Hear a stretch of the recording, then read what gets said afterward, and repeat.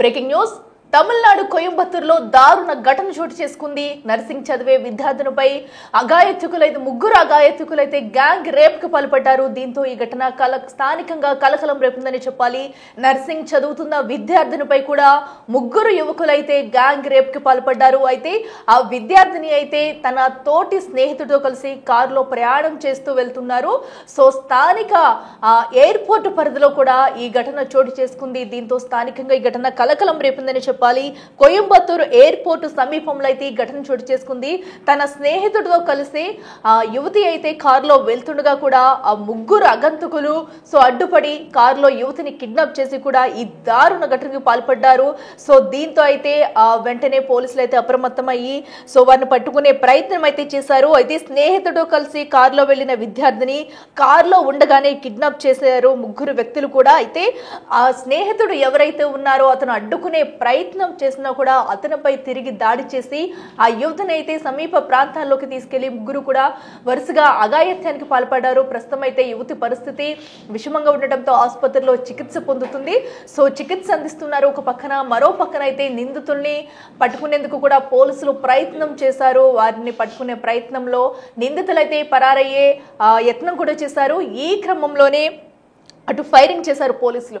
ఏదేమైనా కూడా అటు కోయంబత్తూరులో ఈ దారుణ ఘటన స్థానికంగా కలకలం రేపిందని చెప్పాలి.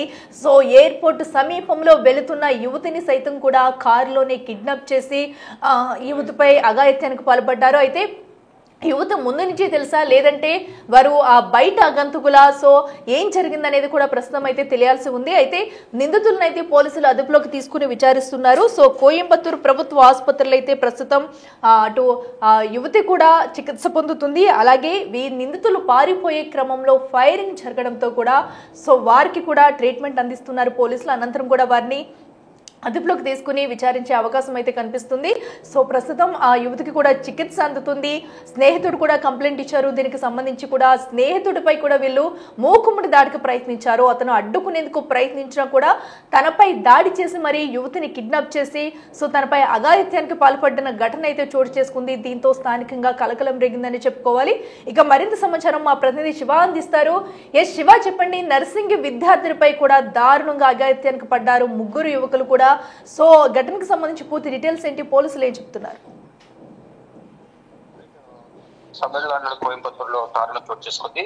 కాలేజ్ విద్యార్థులపై గ్యాంగ్ రేప్ ఘటన కలకలం రేపుతుంది. కోయంబత్తూరు ఎయిర్పోర్ట్ సమీపంలో ఈ ఘటన చోటు చేసుకుంది. ప్రైవేట్ కాలేజీలో నర్సింగ్ చదువుతున్న స్టూడెంట్ పై ఈ అత్యాచారం జరిగింది. అంటే స్నేహితులతో కలిసి కారులో విద్యార్థిని బయటకు వెళ్ళింది. ఒక ప్రదేశంలో పార్క్ చేస్తున్న కారు విండ్షీల్డ్ పగలగొట్టి ముగ్గురు వ్యక్తులు దాడికి పాల్పడి మనం తీసుకెళ్లే ప్రయత్నం చేశారు. అయితే ఎందుకు దాడి చేశారని ప్రయత్నించిన నేపథ్యంలో స్నేహితులపై దాడి చేసి స్టూడెంట్ ను కిడ్నాప్ చేశారు.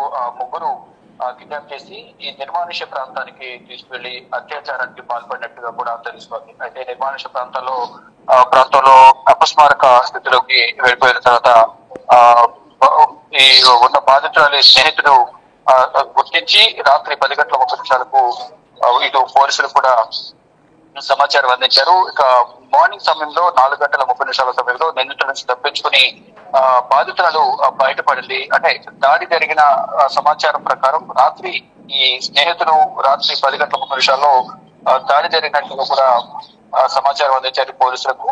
అయితే కిడ్నాప్ చేసిన తర్వాత వారు ముగ్గురు కూడా స్వాభావిక అత్యాచారం పాల్పడడం, తర్వాత తమ అపస్మారక స్థితిలోకి వెళ్ళిపోయిన నేపథ్యంలో అక్కడి నుంచి వారు తప్పించుకునే ప్రయత్నం చేశారు.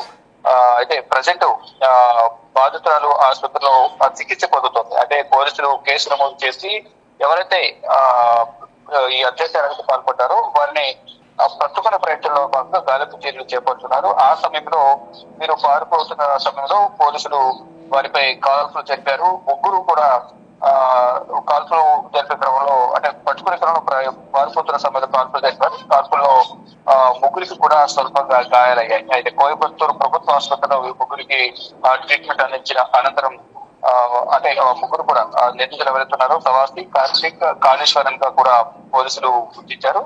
ఈ ముగ్గురిని అరెస్ట్ చేసి కోర్టులో ప్రవేశపెట్టిన తర్వాత కోర్టు ఎందరికి రిమాండ్ విధించింది. ప్రజెంట్ కేసు నమోదు చేసి పోలీసులు దర్యాప్తు కొనసాగిస్తున్నారు. అసలు ఈ అంటే ముందే వీరందరికి పరిచయం ఉందా లేదా వీరిని ఫాలో అయ్యారా, అసలు ఎందుకు వీరిద్దరు స్టూడెంట్స్ ఇద్దరు అంటే విద్యార్థిని అతని స్నేహితులు బయటకు ఎందుకు వెళ్ళారు, ఆ సమయంలో వీరికి ఏ విధంగా తెలిసింది, వారు దాడి చేసే సమయంలో వారికి ఎవరైనా సహకరించారా, వీరికి మొదటి నుంచి ఏమైనా ఒకరికొకరికి సంబంధాలు ఉన్నాయా అనే కోణంలో కూడా పోలీసులు దర్యాప్తు కొనసాగిస్తున్నారు. మొత్తంగా చూసుకుంటే ఈ కాల్పుల ఘటనకు సంబంధించి కూడా అంటే వారిని పట్టుకునే క్రమంలో కాల్పులు జరిగాయా, ఎప్పుడు కాల్పులు జరిగాయి అనే అనేక రకాల్లో కూడా కొన్ని అనుమానాలు కూడా వ్యక్తమవుతున్నాయి. అంటే ఆ సమయంలో వీళ్ళిద్దరు బయటకు వెళ్లాల్సిన అవసరం అయింది, ఇక్కడ వేరే ప్రాంతంలో వీళ్ళు పార్క్ చేయాల్సిన అవసరం ఉంది.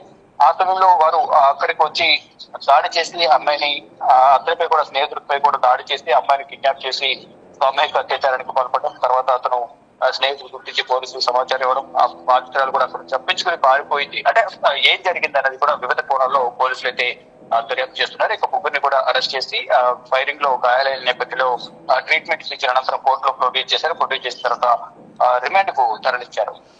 శివ, అయితే ప్రస్తుతం అటు బాధితురాలు పరిస్థితి ఎలా ఉంది అండ్ అలాగే ఆ విద్యార్థిని స్నేహితుడు ఎవరైతే ఉన్నారో సో అటు ఘటనా సమయంలో అక్కడే ఉన్నారు కాబట్టి సో అతని నుంచి ఏమన్నా వివరాలు సేకరించారా పోలీసులు, అసలు అది నేను చెప్తున్నాను. అతని నుంచి కొంత సమాచారం కూడా సేకరిస్తూ ఉన్నారు. ఇంతకుముందు చెప్పినట్లుగా వారిద్దరు అసలు బయటకు ఎందుకు వెళ్ళారు, స్నేహితురాలు స్నేహితులు ఇద్దరు కూడా బయటకు ఎందుకు వెళ్ళారు ఆ సమయంలో. అయితే వాళ్ళు బయటకు వెళ్లే సమయంలో వారి ముగ్గురు ఎటువైపు నుంచి వారి ముందు నుంచే వారి నుంచి ఫాలో అయ్యారా వారిని, లేదా ఏం జరిగింది అనే కోణంలో కూడా దర్యాప్తు చేస్తున్నారు. మొత్తం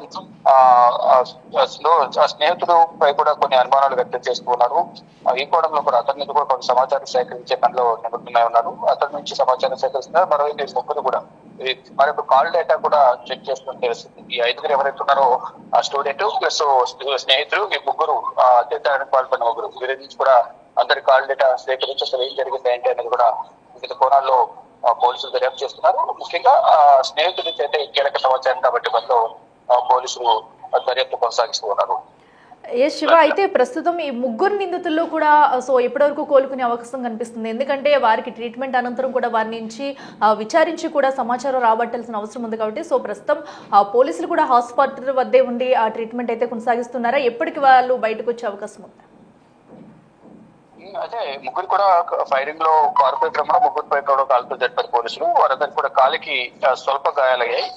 ప్రజెంట్ వారు ఆసుపత్రిలో ట్రీట్మెంట్ తీసుకున్నారు. తర్వాత కోర్టులో మెజిస్ట్రేట్ ముందు ప్రొడ్యూస్ చేసిన తర్వాత వారిని రిమాండ్ కి తరలించినట్టు కూడా తెలుస్తుంది. ప్రజెంట్ ముగ్గురు కూడా రిమాండ్ లో ఉన్నారు పోలీసుల కస్టడీలోనే. వీరు ముగ్గురు నుంచి విచారణ నిమిత్తం పోలీసులు వారిని ప్రశ్నిస్తున్నట్లుగా తెలుస్తోంది.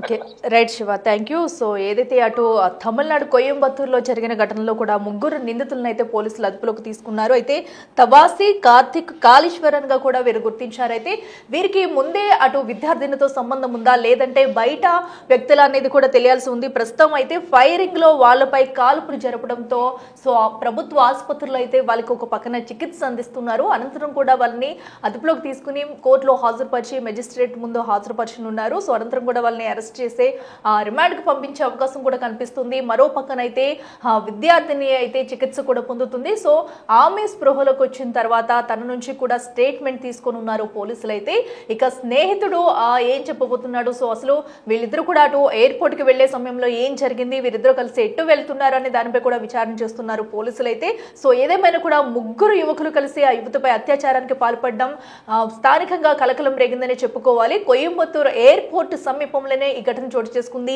అయితే అర్ధరాత్రి సమయంలో కూడా అక్కడ ఈ ఘటన జరిగినట్టు తెలుస్తుంది. అయితే హుటాహుటున స్నేహితుడు ఎవరైతే ఉన్నారో పోలీసులకు సమాచారం అందించడంతో వెంటనే స్పందించి ఘటనా స్థలానికి చేరుకుని సో నిందితులను అయితే అదుపులోకి తీసుకునే ప్రయత్నం చేశారు. ఈ ప్రయత్నంలోనే వారు తప్పించుకునే క్రమంలో కాల్పులు జరపాల్సి వచ్చిందంటూ కూడా పోలీసులు అయితే చెప్తున్నారు. సో వారిని ఆసుపత్రి నుంచి డిశ్చార్జ్ చేసిన అనంతరం కూడా అటు కోర్టులో హాజరుపరిచి వారిని రిమాండ్కి తరలించే అవకాశం ఉంది.